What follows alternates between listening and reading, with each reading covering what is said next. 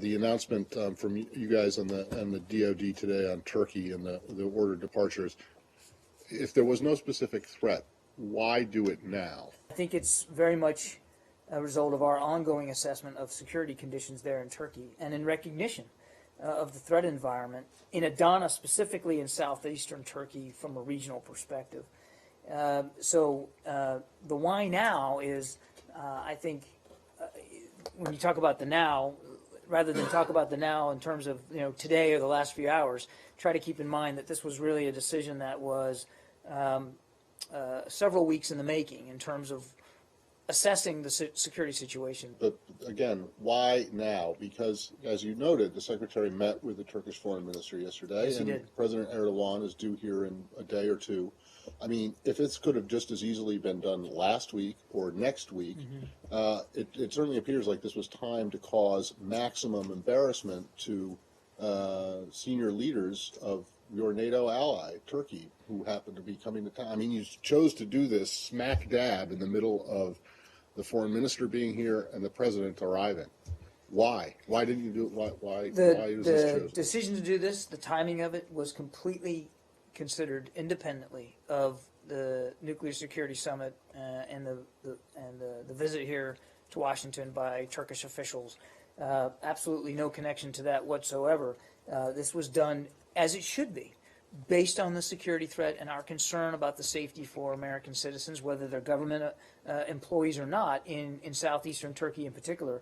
And again, it was not something that we took lightly. I mean, this was something that took several weeks to sort of get us to, and to work hand in glove with the Defense Department, who also has equities here. So not timed at all for this week's issues. Now, that said, I'd be less than truthful if I didn't also say that in yesterday's bilateral discussion with the Turkish foreign minister, the secretary did raise this so that, and to explain to the foreign minister the decision we were making, why we were making it, and how we were going to make it public. And he was very understanding and appreciative of the situational awareness. Well, I'm not sure he probably not appreciative, but maybe he understood, but appreciating is one thing. He seemed appreciative to me. But, I mean, okay. I was there. Well, all right, but look, I mean, this is a country in which you have spent the last several weeks, even longer, batting down or trying to bat down conspiracy theories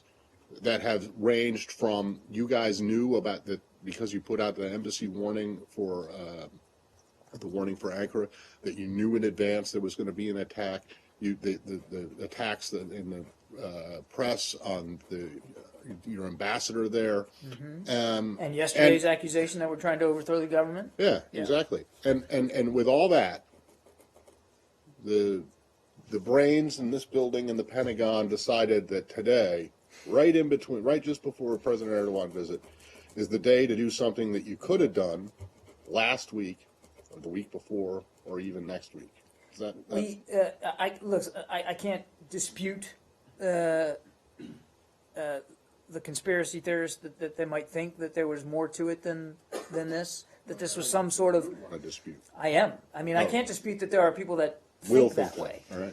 But I certainly can dispute the actual allegation. I can tell you, having watched the process churn now over the last several weeks, that this was done with